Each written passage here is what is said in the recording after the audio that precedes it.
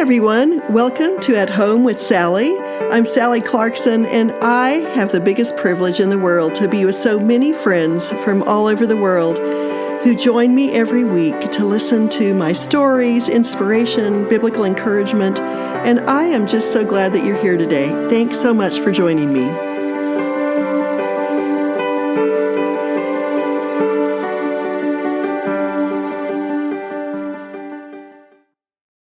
Hello, my friends. It's Tea Time Tuesday again, and I am so happy to be with you here. Oh my goodness, I am actually sipping my second cup of tea. I don't always go for 2 in the afternoon, but I am having 2 today. You're finding me on a late Monday afternoon, and it is raining cats and dogs outside, and I just filled out my very long ballot and had to sign it, copy it, scan it, send it to the states, but I am duly voted on my ballot. And so I have this cup of tea because it's going to get me through right now. I hope you have a nice cup of tea or coffee or something wonderful with just take a little break, breathe in peace, and enjoy this time with me. Imagine me sitting on my little couch in the kitchen. Yes, I have a couch in the kitchen. It's the only place we could fit it. And it's raining outside. I have 2 windows above in the ceiling of my kitchen, and it's raining hard on those windows. And I need to get this Tea Time Tuesday podcast in because every Monday at this time, I am preparing for my Bible study, my Monday night Bible study, and usually I have to walk a mile in the dark and go to my study, and I just love these women, and I think about them, and I have this lovely little walk along the way by all these buildings and different places on my street near my house. But if it's raining this much tonight, I might take a taxi.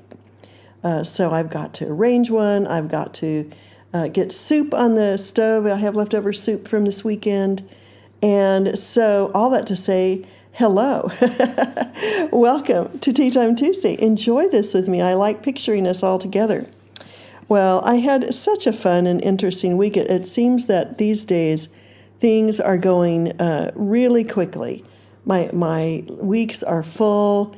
I'm so thrilled to be able to teach my Bible studies, and I'm just going to be talking to you about, I want everyone who hears me to pray about either starting a group with a friend or being a part of a group. Let's kind of make a goal, like sometime January, February.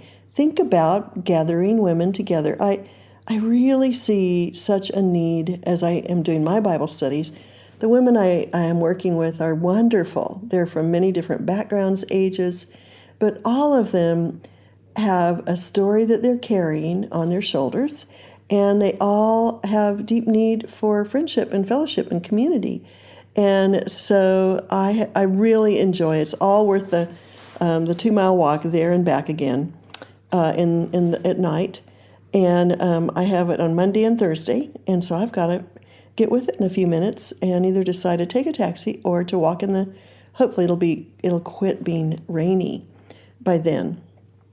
Well, I have a couple of wonderful things to tell you. My goodness, friends, you really were amazing because of your really helping us promote our book, Giving Your Words. Clay and I made it in the top 50 books of all books, of all Christian books that were sold. We were a bestseller on the list of ECPA books, and not just on nonfiction, but also in the top of all the books that were released and that sold, even books from the past that have sold. So we were honored by watching the Lord open doors for this book. So keep opening the doors and know that you are a part of the Holy Spirit's moving through the world to help people remember to give words, to give encouragement and affirmation and beauty and truth very intentionally to their friends, their children, their spouses, that they might build up the hearts and minds and souls of these people. So thank you so much. That was kind of fun. And I've had a fun week in many different ways. Last week, Sarah asked me if I could come over for a few minutes. And she actually, after we had spent a little bit of time together, Samuel and Lucy went down for a nap. And I got to hold and play with my little Lillian for such a long time. It was just so precious. But she's 4 years old, and she sat on my lap, cuddling close to me, while I read her books for 45 minutes. And it was beautiful outside. The leaves were falling by the window, the red and the yellow and all the different colored leaves. She likes the red ones the best. And I just was thinking about all of you and hoping that you can know that those moments that you are cutting that time out from other things you could be doing are going into their heart, in your relationship with them, in their imagination, in their vocabulary. It's just one of the most important things you can possibly do. And there are so many books, it doesn't really matter which of the great book lists that you choose from, but colorful ones with good stories that even adults would like, and historical ones are fun. But the book that I was reading to her was really a fun book. It's called The Princess Who Hid in the Tree. And I am definitely going to mispronounce this woman's name, but she has two names. It says Fritz Huswith, commonly Fratiswide. So know that I'm chopping that up. She was around 650, and she was an English princess and an abbess, and she was credited as the founder of a monastery. Now, what my understanding is that she was this blessed and wealthy princess, the daughter of a king, and someone wanted to marry her, and she refused to be married to him because she said, I want to start an abbey. I want to start a church and have a place where we can worship God and tell his stories here in, guess where? In Oxford. The monastery that she founded was eventually established as the first part of Christ Church in Oxford. And it was just an amazing story. Later on, this is where King Henry VIII came and kind of folded her church, into the monastery, into the grounds at Christ Church. And it's right along this tributary of the Thames River. And so this is really a really fun and interesting story. It's a picture book for children. And so I thought if any of you ever want to know a little bit about one of the fun tales that took place in Oxford, you might enjoy this tale. It's a beautiful book, and it's for probably maybe a little bit, not a very beginning book, but a book that children from Lillian's age, 4 years old, because she's been read to her whole life, up to 9 or 10 years old. I even enjoyed reading it this time. And anyway, it's a wonderful book, and I thought you might enjoy reading that too. And then the other book, I hate to keep recommending these books to you that are out of print, but if you can ever get a copy of this book, it's one of my very favorite books, and I'm kind of encouraging you right now to get a few things in store that you can have over the December holidays, because sometimes if you order ahead of time, it makes you feel all prepared. But the next book I want to mention is a book that we used to always read every year, and it's called Annika's Secret Wish by Beverly Lewis. And we celebrated it during a particular day in December. And it's a beautiful, wonderful family story. And it's a beautiful story about making a choice, a child making a choice that was really very unselfish and blessed one of her siblings. Anyway, you're going to have to read this book and know that you'll know if you ever are able to get it why I love this book and why it was so important. So hold on one moment. I'm going to go look back at something for a second. This book is a book that we would always read out loud and celebrate, and that meant that we always made something homemade and baked on Santa Lucia Day. Santa Lucia. Anyway, you will enjoy this book. It's beautiful. It's fun to look at. And I'm hoping that some of you can find it in a secondhand bookstore or online or a place where you can gather some of your favorite books. All right. So let me see what else I have here. This weekend it's been raining a lot, and we have been having more and more people over to our house because we're getting more and more settled. And I think that one of my highest motivations in life, excuse me as I sip my tea, you may sip yours as well, is I love hospitality because the more I do my Bible studies and I try to provide tea and coffee and some kind of a wonderful, I've had apple bread, pumpkin bread, different things over the past weeks. I have this wonderful little cinnamon roll kind of a ring that I'm going to cut up into small pieces for my group this week.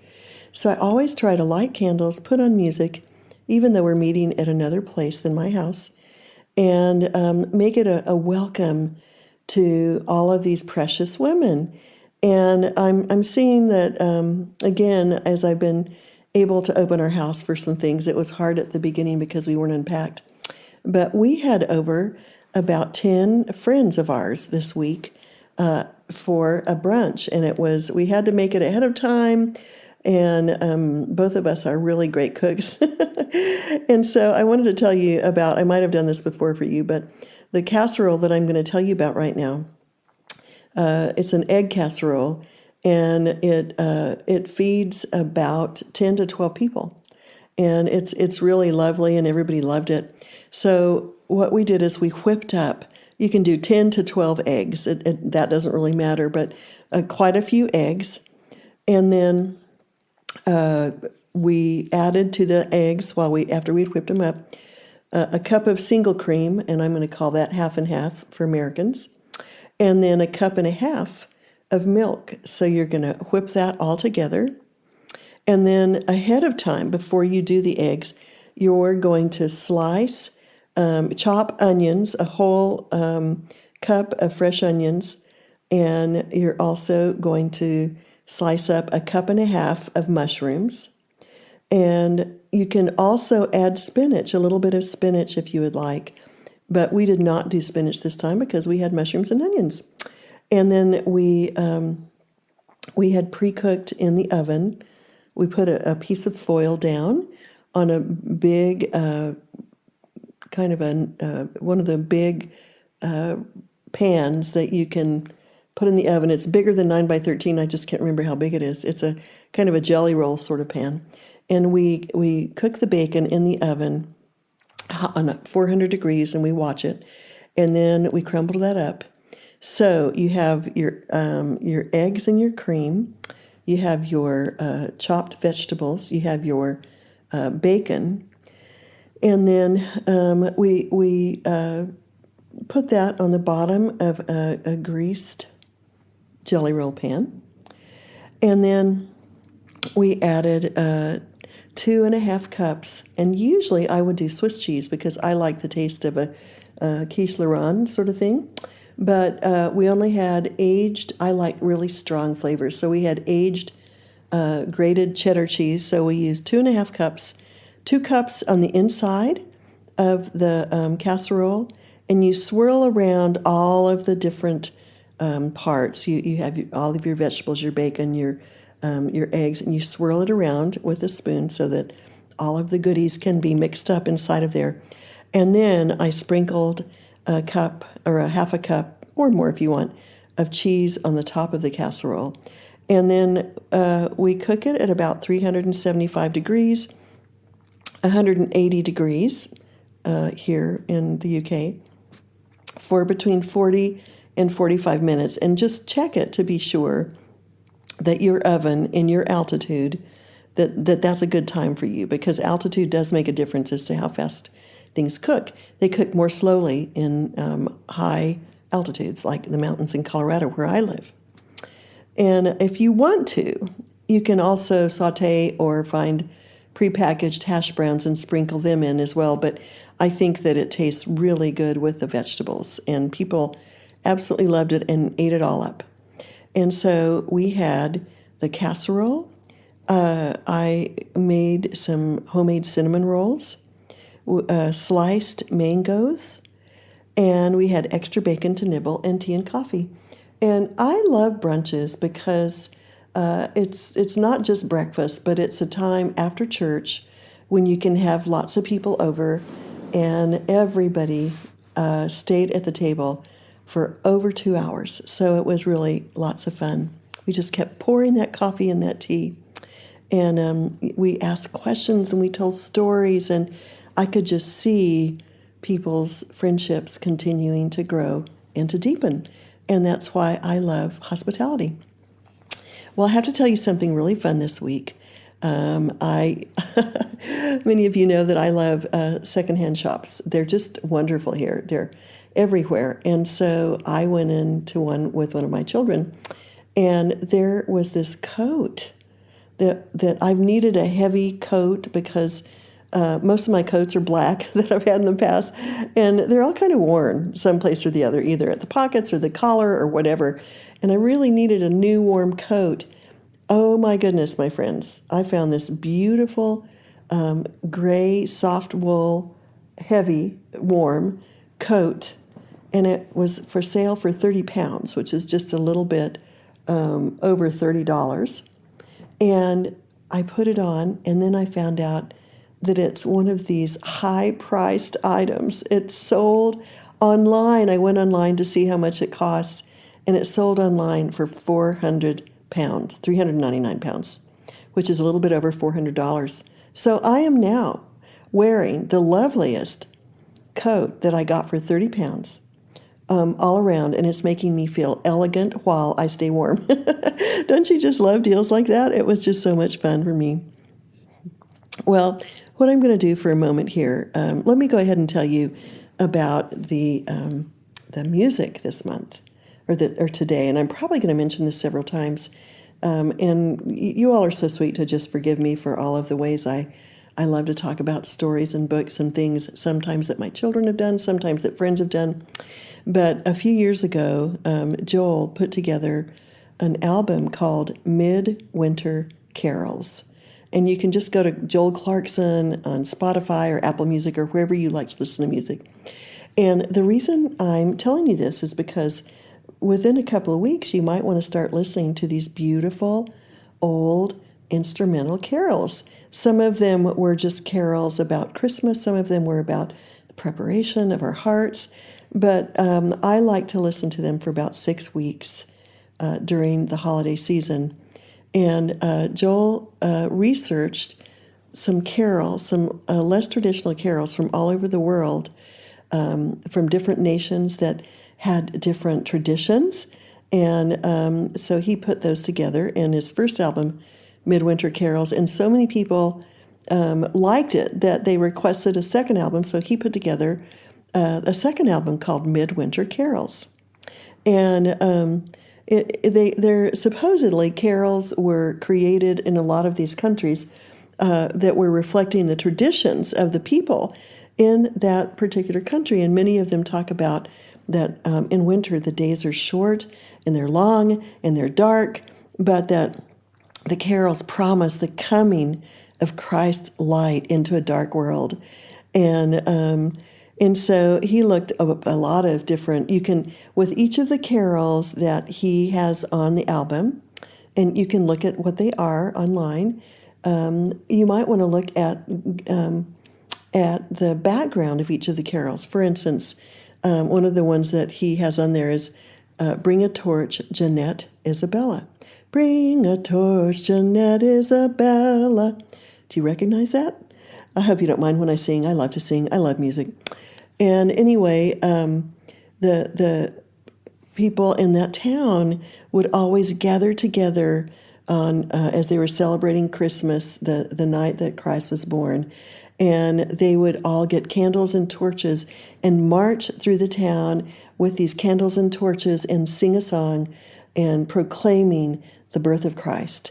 So these are beautiful songs, and I'm probably going to wait until a few days from now, maybe next Monday, and then I'm going to play them for 6 weeks. So I thought you might enjoy doing that as well.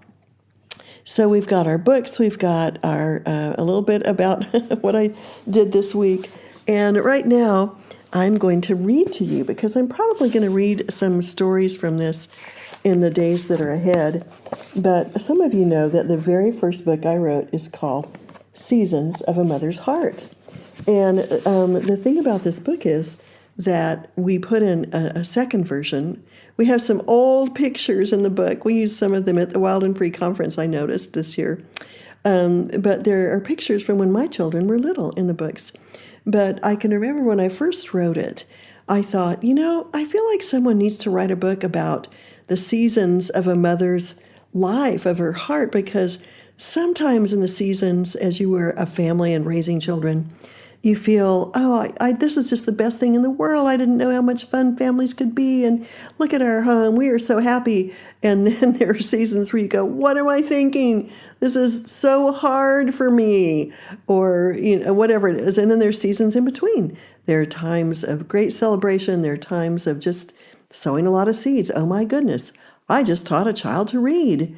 Whatever it is.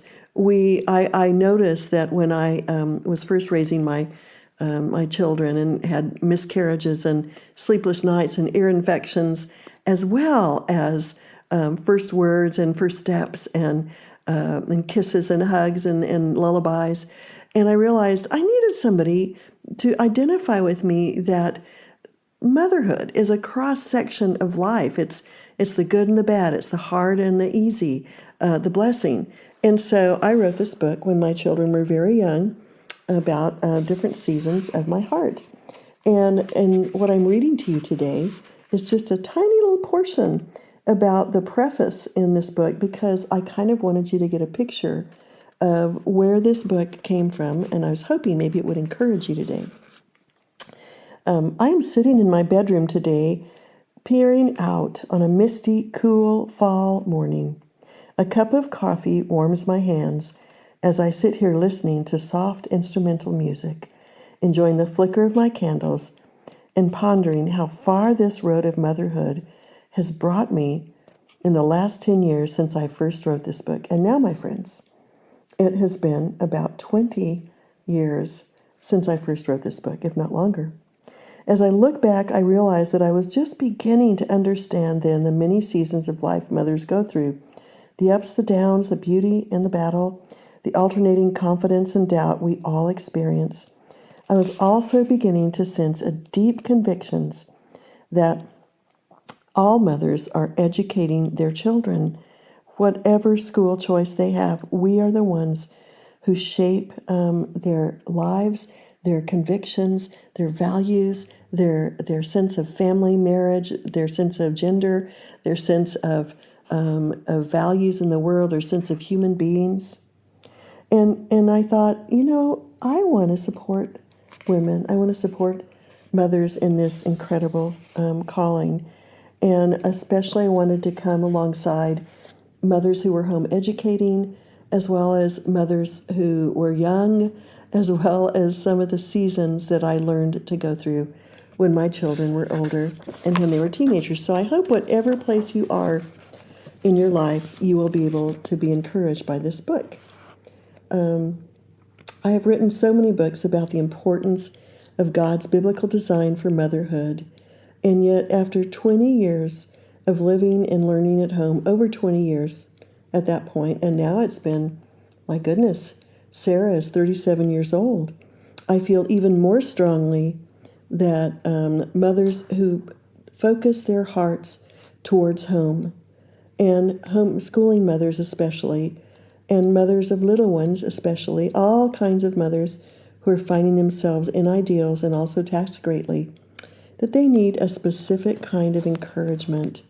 There's not a lot of specific encouragement for stay-at-home or home-centered moms. Even if you are working, but your heart is at home, there isn't a lot of encouragement to do that, because many times people consider their jobs, their professions, what they quote-unquote accomplish outside of the home is more important.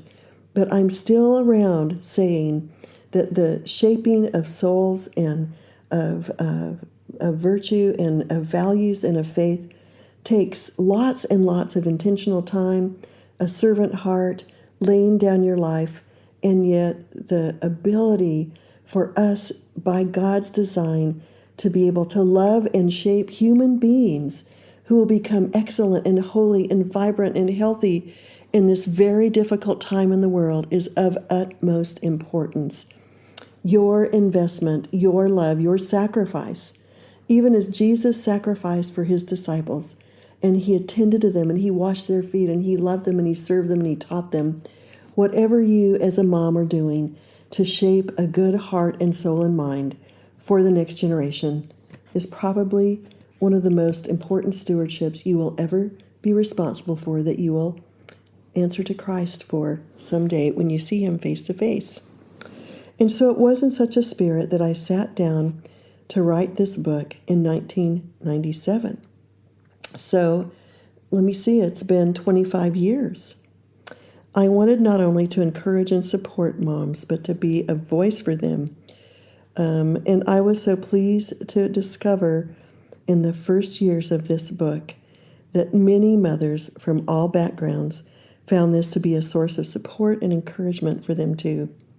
Sacrificial motherhood has been a historical and universal drive, and I believe that we are all closely connected by the reality of gracious mother love for our children, exhibited in many different ways, in many different cultures with different values. It is a part of God's design of human beings. In every home, wherever you are, whatever your choices are, we are involved in a great work that was on the very heart of God when he designed babies from the very beginning. Now, let me tell you about how this book took shape, and I'm going to give it a little bit more details right now. The reason that I wrote this book was that I was able, my mother had a closet, a big walk-in closet where I put a desk at the top of her little condominium. She had moved there after moving out of our big family home, moved there, and she kept my children downstairs for an hour or two at a time, and during a series of 4 days, and I locked myself in this closet, and I hid from the kids, because if they knew I was up there, they would have come to see me. And I just pounded out the stories of this book, because I so had moms. That was my first book. I had moms on my heart to see, are there other women out there who feel like me? And so I was frantically, I think at the very first, the children, when I was writing this book, were 13, 10, 8, and 2. So the stories surrounding this book were when my children were a lot younger. And I realize right now that my children are older, what an innocent and beautiful time it was. And it passed so quickly. And I look back and I loved when our house was filled with the relationships, the chattering, the rhythms of meals together every night, the belonging to one another, the asking deep questions. And oh, how I wish I could gather all of my adult children into one place. They're never in one place. And just live just a few more days with them right now. But that's not going to happen. But this particular version I revisited again, and I realized that our stories pass quickly. And at this end of this particular writing of this version of the book, having traveled so far, met so many, read so much more deeply, I've found that life is not primarily about me and my own, but I am only one small part of a much greater history of all the people who were created by God with the ability to choose, for better or for worse, how they would invest and use the few short years of their life on earth. And if they would bring all that is beautiful, all that is good, all that is loving into the lives of their family, to design it as an artist of the creative parts of life that God allowed us to live. So, my friends, I'm going to be talking about this in the days ahead. But I feel like as I look back on this, what I really am hoping in the days ahead is to help you understand a little bit more of what it looks like to have the Holy Spirit traveling with us through the seasons, to understand the context behind teenagers and grumpy, sleepy babies and children who are preteens who begin caring about other people liking them and what they look like, and the enthusiasm of 4, 5, and 6-year-olds, the innocence where they start learning and growing and dance. I was taking a video of Lillian the other day where she was dancing on the street, and she said, look at me, I can dance. Do you think people like my dance? And, of course, I'm sitting there clapping, saying, you're amazing, and making a big a noise here in our little group that we were walking with. But it's such a precious time. And so one of the things I'm just going to leave with you here, I was thinking about doing a 5 attributes of close relationships with children and with family and with in ministry. But one of the things that I just wanted to mention today, and I'll mention some more very pointed foundations of laying down a foundation of friendship to reach the heart, to reach the mind. And one of the first things I thought of was that we need to remember that while we were yet sinners, Christ died for us. What does that mean, while we were yet sinners? He was looking at us. He saw our needs, our limitations, our longing for stability, for forgiveness, for security, for direction. And while we were still incomplete, while we were still not quite formed, he said, I know that I need to give my life. Not my will, but yours be done. He followed the Father to granting us the forgiveness, the love, the being renewed in our lives, because he loved us when we didn't deserve it. And I've really realized, even as I work with my adult children, they're still in process. They're still growing and learning. They're still having to go through all of the same seasons and times that I went through as a mom. But one of the most important things we can do for any person, we are all in process. We need to be like Christ, who laid down his life while we were yet sinners. My children are not complete yet. I'm not either. I keep saying when I'm 70, I'm not going to sin. Clay and I tease about this all the time.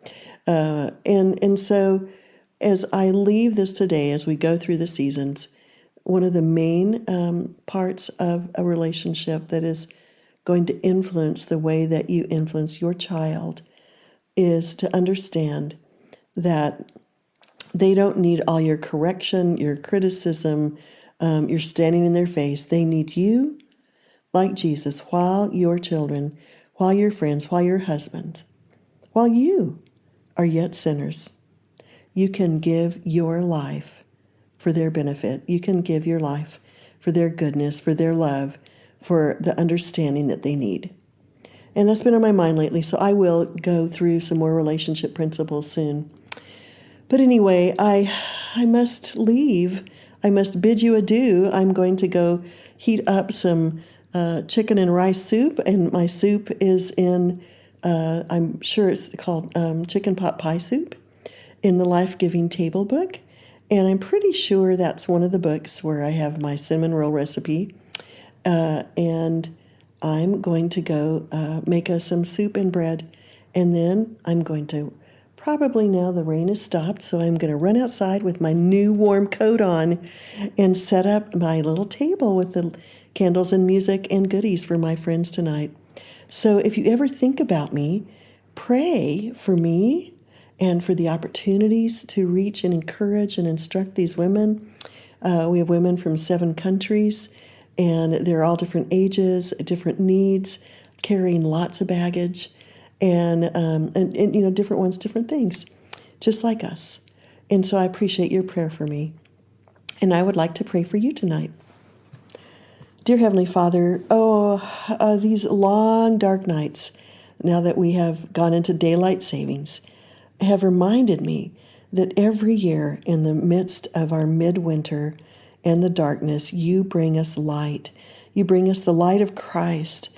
And I pray that as we prepare our hearts for what is ahead, the time when we celebrate your birth, Father, that you will build your joy in our lives, that in the midst of the deepest dark of midwinter, we found Jesus, who coming into the world enlightened every single person, John tells us. I pray that the carols will encourage my friends. I pray that the stories they read will inspire them and their children, give vivid imaginations for living lives that matter. I pray that they might have some brunches and cups of tea and special times ahead this month, Lord. But give my precious friends hope, encouragement, fill their hearts anew with love and with strength for this very long-term call that we have as mothers, as friends, as spouses, that we might live well and love well for your glory. Lord, give strength and blessing today, I pray. In Jesus' name, amen. All right, my friends, we'll have a wonderful, wonderful day, and I will talk to you soon. I'm off in the rain. Bye-bye. I hope you've enjoyed our time together today and that you'll join me next week. Be sure to look for more inspiration on my blog at sallyclarkson.com. Thanks for joining me. Bye-bye.